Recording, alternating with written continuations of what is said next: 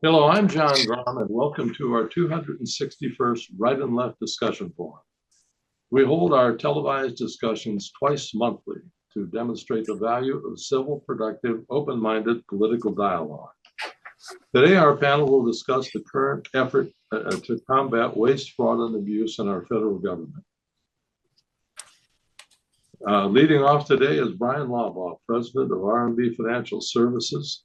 Then Susan Hanlon, member of the Wadsworth City Council and retired dean of the College of Business at the University of Akron, followed by Patty Haskins, former member of the Wadsworth City Council and retired math teacher at Wadsworth Senior High.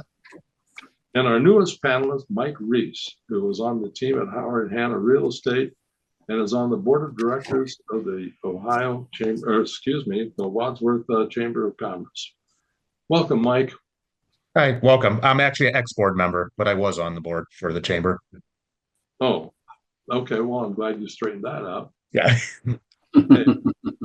Bryan, there's some heavy-duty debate going on in Washington about waste, fraud, and abuse.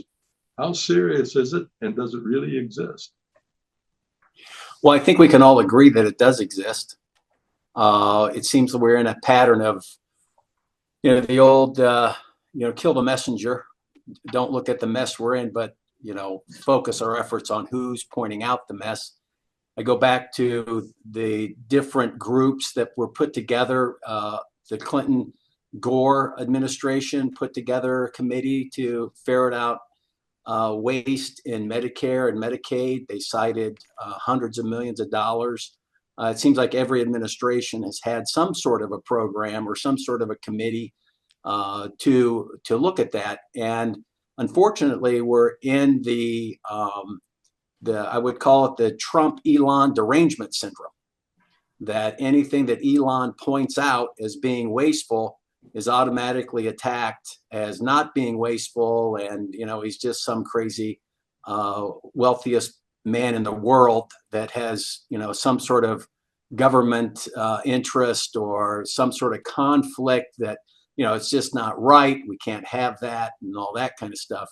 I did a little bit of research. It come to find out there's over 400 buildings that the government owns that are underutilized. I was not aware that when the pandemic was over for most of the world, it wasn't over for a large percentage of our federal government employees who didn't go back to work. So there are massive amounts of office space that's not being used, and I would consider that waste. In the federal government, we're paying for leases on buildings that are not being used. One of the latest ones where they came up with, a lot of the work is contracted out. You would think that with all the government employees that we have on the payroll, that some of the work could be kept in-house. But come to find out, the largest, beneficiaries, and it was reported, I believe, in the New York Times, Booz Allen Hamilton, which is a large consulting firm, gets 98% of the contract work for the government. And I never knew this, but the contracts are only 6 months in length. And they have it's amazing that for the last 20 years, every 6 months, all of their contracts have been renewed. So they have contracted employees doing the work for the government that are contracted through Booz Allen Hamilton, and they've been working for the government in Washington, D.C. for the last 20 years. I consider that wasteful. I mean, if we hire the people to do the work, why are we contracting it out to a consulting firm to actually do the work and report back? I'm sure there's reasons for some of it. Maybe it's maybe the expertise of the government employee, maybe it's above their pay grade, so they have to hire it out. But it seems like there's an extra layer of who's actually doing the work that's been sort of laid on the federal government.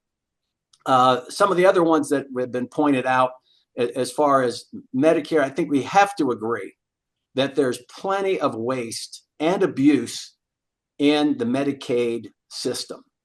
And now we don't want to get off into the weeds about the poor single mother that needs the help, those are those people that are out there. But when doctors' offices are billing for procedures that are never done. I mean, I saw the one where they went after the one doctor who anybody that came in had a CT scan at $300. And even when the CT scan wasn't done, that to me is abusive. And those types of things need to be rooted out because those are our dollars. It's my taxpayer dollars, it's yours, it's everybody on this panel that pays federal income tax. Those are our dollars that are just being spent in a very wasteful and I would think abusive manner. So it is there. It needs to be, it needs to be rooted out. I think the latest example, and this just happened recently, and I think it shows sort of the pettiness of the Biden administration when it comes to Mr. Musk. Mr. Musk was ready to go up and rescue those 2 astronauts that went up on that Boeing Starliner. And he was no one in the government went to him. No one in NASA went to him and said, hey, you know what? We've got these 2 astronauts that we're only supposed to spend 9 days there. They're going to spend now, 279 days because we don't have a way to go get them. And finally, after an election, Elon Musk is given the green light and they go up and they bring those 2 people home. They were only supposed to be up there for, 9 or 10 days. I think we have to set aside this pettiness and let people that are in the private sector apply some of those private sector systems to our federal government. And the last one is, and I think I mentioned this before, I had no idea that there was a mountain in Pennsylvania where all the human resources records are kept. And when someone goes to retire, they go down in the thing, they pull his hard copy and they go through it, and they figured only 10,000 people can retire in a month or in a year or something like that. It was unbelievable that they were still using files like that. And so I just think we need to bring some private sector ingenuity and private sector thinking to a very bloated federal government, and root out some of this stuff, and right size the federal government for today. Okay, well, thank you, Bryan. Susan, what are your thoughts? I agree that it needs done. That the federal government is quite inefficient, and I really do think that it's a question of waste due to inefficiency versus fraud.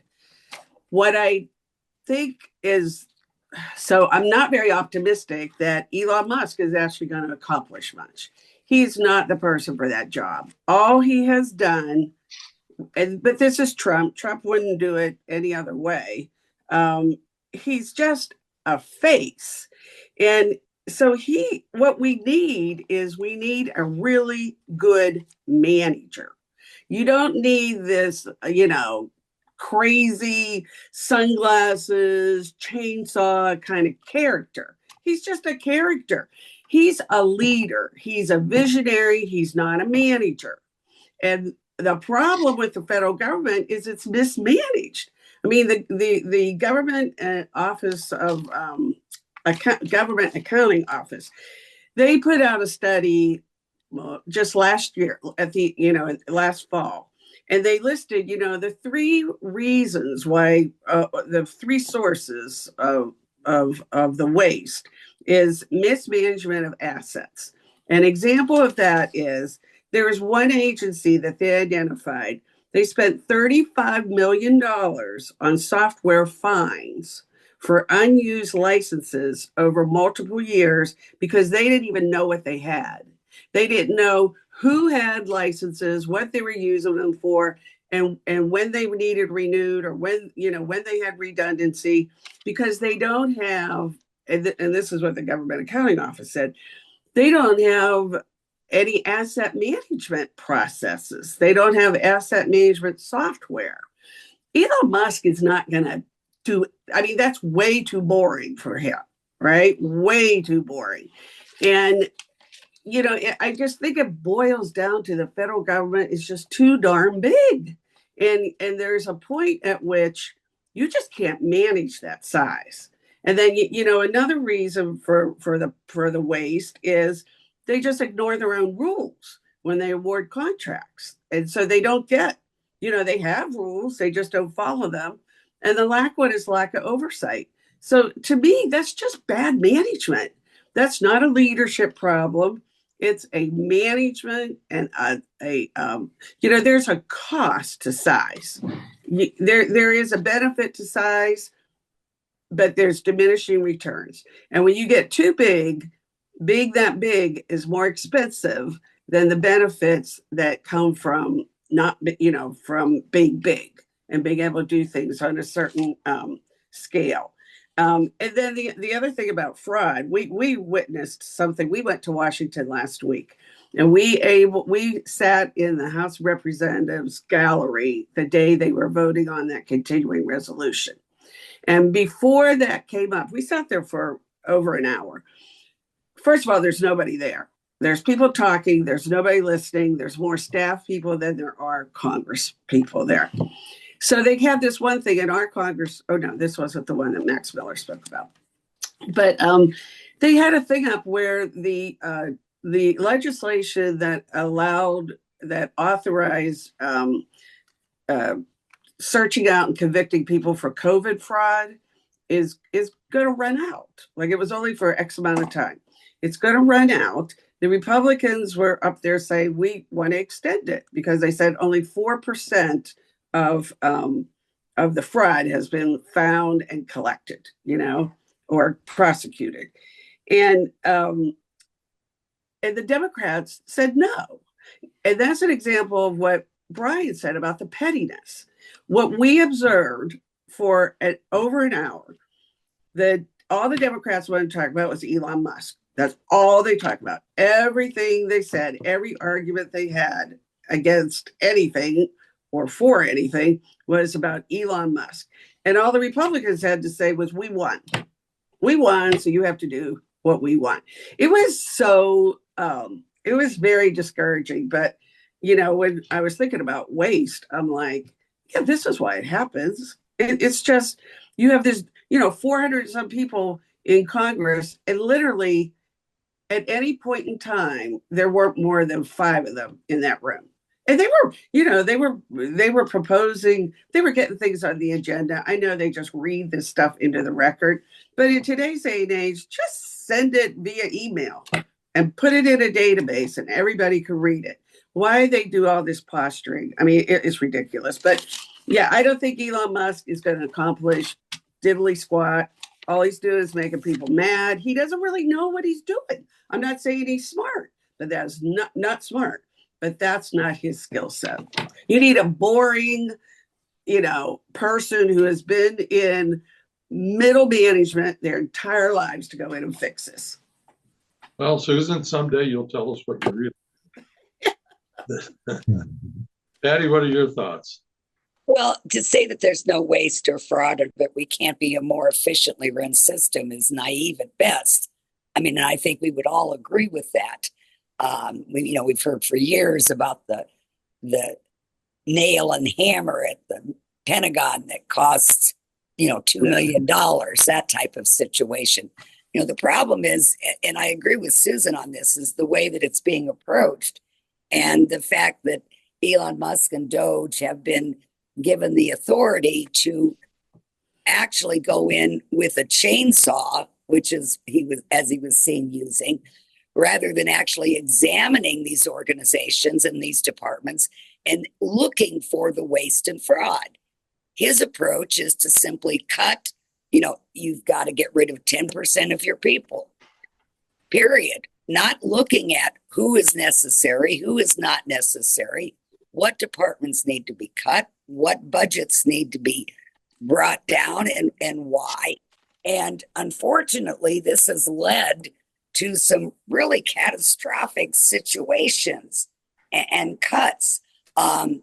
I know that they went into the Department of Justice, and one of the first things they did was to get rid of all of the attorneys that worked on the January 6th case.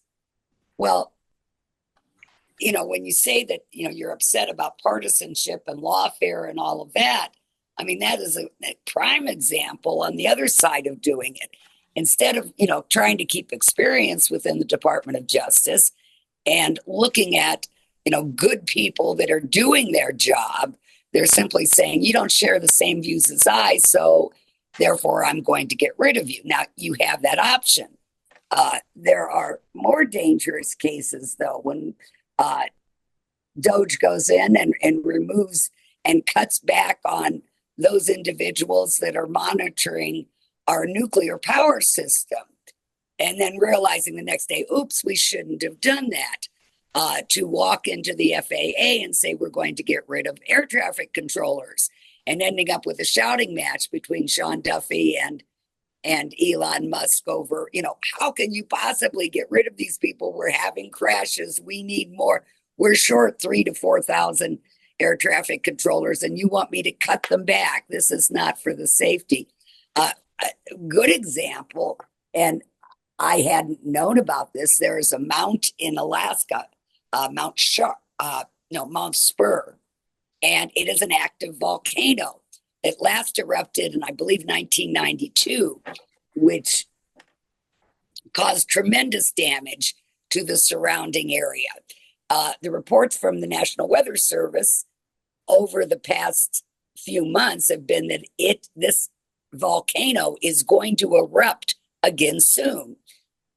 There is an outpost there that strictly is there to monitor this situation. And it is in danger of erupting within the next 2 weeks or the next 2 months, but quite soon. It's showing all of these symbols. So what does DOJ do but go in and just completely fire everybody and close down that particular monitoring position? Obviously, nobody looked at it. Now, I believe they reinstated it. And, Musk's answer to this is, well, we'll make mistakes. Yeah, if you go in like a bull in a china shop and make your cuts without looking at what's going on, you're going to make mistakes. But at what cost are we making these mistakes? Recently looking at problems, people are concerned with what's happening with Social Security. Obviously, just like Medicare, Medicaid, there is fraud in Social Security. But what they're doing is cutting back employees, cutting back the number of Social Security offices that are available. And at the same time, there's a new executive order that came down that said that requires seniors and those that are disabled not to be able to have phone conversations, but forcing those people to go into offices which are fewer and farther between. And it makes it difficult for seniors and disabled to actually handle their questions and report into Social Security. It's estimated that each week there'll be 75 to 80,000 more visits to these offices, of which there are fewer of now. I know one of the other things they tried to do, though, was to make it where no phone calls could be made. Every conversation that was held by a senior in the Social Security office had to be done through email or some type of tech network type of situation. Well, for those of us that are a little older, and for many, they are not comfortable with that. And there are thousands and thousands of seniors that contact the Social Security offices by phone. One of the other things they wanted to cut was the phone number. I'm sorry, it wasn't Social Security. That was the IRS. People wanted to call in and have questions, and there's a number that you can call to get help with your income tax. So what do? You just get rid of the number and say, if you want to contact us, you've got to do it via internet. Now, they decided to, change that, but to constantly have to say, oopsie, on this is the problem. The other thing is, I think before you can start criticizing the government, and when you say that there is fraud, you must be careful about what you say. When you report all of the thousands or millions of dollars that you are saving, you've got to be, accurate about that. Musk had reported that they were saving, I think it was $8 billion on a particular contract, when it was only actually worth 8 million. You can't make that kind of mistake. You can't say that money is being wasted sending condoms to Gaza when it's not Gaza next to Israel, but rather in Africa, where the condoms were being sent to help prevent HIV. You can't cite a study on transgender mice or making mice transgender when it's not transgender mice, but transgenic mice, which are used, their genomes that change the mice. And this is used for cancer research and diabetic research and heart disease research. If you're going to cite waste as some type of example of the outlandish things we're doing, don't lie about it. Be accurate about it. And as Susan said, we need someone better to handle this type of investigation rather than someone who actually benefits from government contracts and is taking part in activities that are making him wealthier rather than actually helping the country. Why don't we bring some of those bureaucrats out of retirement to examine the system? Mike, what are your thoughts? Well, I mean, there's no doubt about it. The government is well known for wasting our money. I don't think anybody can argue against that. It's bloated. As of March 14th, the national debt is over $36 trillion and growing. It's projected to grow, another $1.9 trillion this fiscal year. And they're projecting it to be growing by another $2.7 trillion by 2035. And this is according to the Congressional Budget Office. The debt is way out of control, but I agree that the way that they're approaching fixing that is not the right way to go. They're taking the proverbial train saw to something that requires a scalpel. I do have a problem. I agree. Elon Musk he's a visionary man. Guy has done great things with SpaceX. Some of the things they've done are just unheard of, with the rocket technology, really great. But he's a businessman, and that's what he does. And I don't think he is the right person to be fixing the problem. They've made so many mistakes, as some of the others have pointed out. Claiming to have rooted out fraud, but a lot of it is, it's not even verifiable. I was on Doge's website looking around, and what I have found is that they have, they only listed about 30% of the money they claim to have saved on their receipt list that they put on there. And you can scroll through it, and it's all government programs that they've canceled. I've yet to see actual fraud on there. They're claiming there's massive fraud here and there, but if you go onto their actual website, that this is not something that can be found. So it erodes trust in process, I guess, if you're making these claims, but you're not providing the proof of it. There were also some issues with claiming that they save money through these government contracts that they've canceled. The problem is a lot of them have already been fulfilled monetarily. So you're canceling things that were paid for essentially already. So that does not saving money. That's wasting more money, in my opinion. I also agree that, with Medicaid and Medicare, there's a ton of waste, but my problem is not with, these programs are canceling because of it. It's the health system as a whole. I mean, it's a mess in this country. I don't think anybody can argue against that.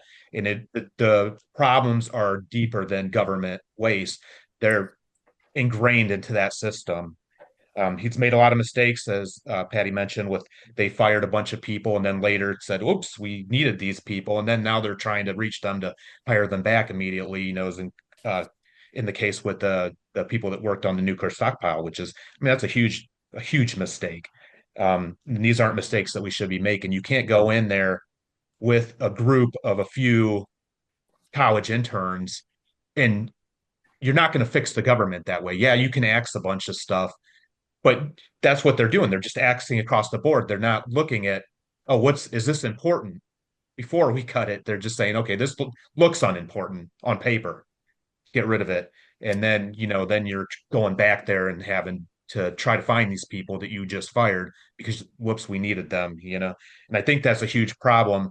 If they really wanted to fix the problem, it seems to me, instead of getting a small group of interns, you would get people that actually know how to look at the data, you know, and interpret what is needed and what is not needed and fix it that way. But it doesn't seem like they're going to fix it that way. And I also agree that Elon Musk, he's the face. And in my opinion, this is a buffer for Trump. You know, this is he's taken the heat, which takes it off of him. So now everything's on Elon and nobody's looking at him. But he's the one that is actually making, you know, supposedly Elon is bringing these recommendations to him and he's making the actual decisions. So it seems like that's kind of the buffer there to kind of keep bad PR off of him. But they keep like I said, claiming the wasteful spending, and I'm sure there is a lot. I No doubt about it. There's a lot of wasteful spending, but you're not going at it the right way. And there is some conflict of interest. I have to disagree with that with Elon Musk. He is receiving his company's $38 billion in government money. And so a lot of the people that they're firing are, people that are regulating his industry. Like I said, I went to Doge. Um, I looked through it. I scrolled through it for a while and everything for the first, A lot of minute material. or two was all things cut from the Consumer Financial Protection Bureau, which Right. that's clearly a conflict of interest there. So, and the Department of Agriculture also had a very long list. They cut some of the, everybody knows they cut a lot of the USAID stuff out. A lot of it this is something that will affect Ohio. I mean, we are a state that is largely farmland. Um, a lot of those subsidies from US aid were food and stuff going to other countries that our farmers were getting paid for. That the way to fix that, I mean, you're hurting our farmers, and maybe you can scale that down, but cutting it all at once seems like, well, they're taking away a lot of people's lifeline just immediately without giving them the chance to, hey, we're going to do this over time. You're going to have to figure something out. Instead, they just straight cut it out, and that's going to hurt the U.S. farmers a lot. So, I mean, these things are, they're not being cut correctly. They're not being, you know, they're not just cutting out. They are cutting out a lot of money in debt, but they're hurting people in the process that don't need to be hurt. And I mean, if we want to talk about where money goes, the budget for the U.S. military just this year is $850 billion. They've claimed that they have saved Doge 115 billion. That does nothing in the grand scheme of things. We need to really take a hard look at where we're putting our money and maybe make some really difficult decisions. And I think we need to quit messing with other countries because we're creating enemies, which requires us to have big military budgets. So I wonder who in the world you could pick to scale down waste, fraud, and abuse and not have half of the people in Washington taking pot shots at the people who are doing the job. We all seem to acknowledge that there is waste, fraud, and abuse. Having any idea how to fix it. And when somebody tries, we just want to be wrong. And I think our discussion basically shows exactly what a bloated bureaucracy wants people to do and argue over who's doing what and how they're doing it. Yeah. The ship is sinking.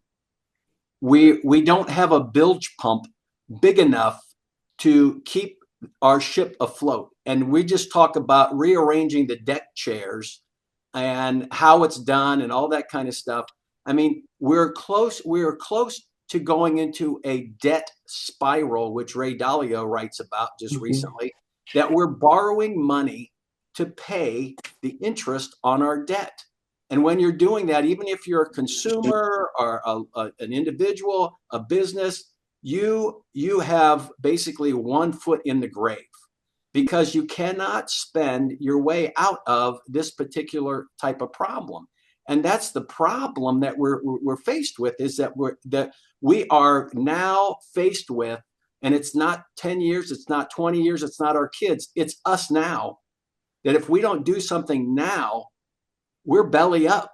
And, you know, those types of things, you know, you have to take drastic action. We can't dither about, oh, well, this person would be good and that person would do. Let's do something, and at least, you know, have a sense that there is urgency to this.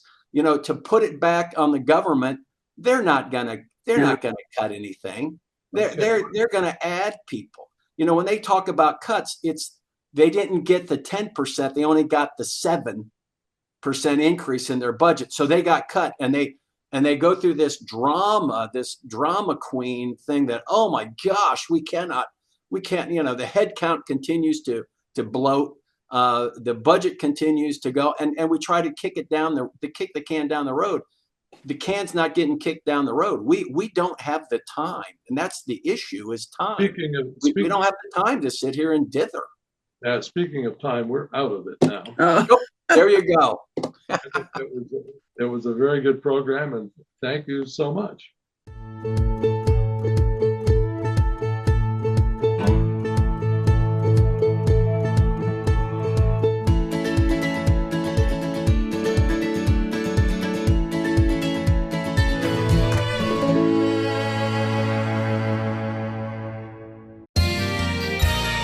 You are watching WCTV, Wadsworth Community Television.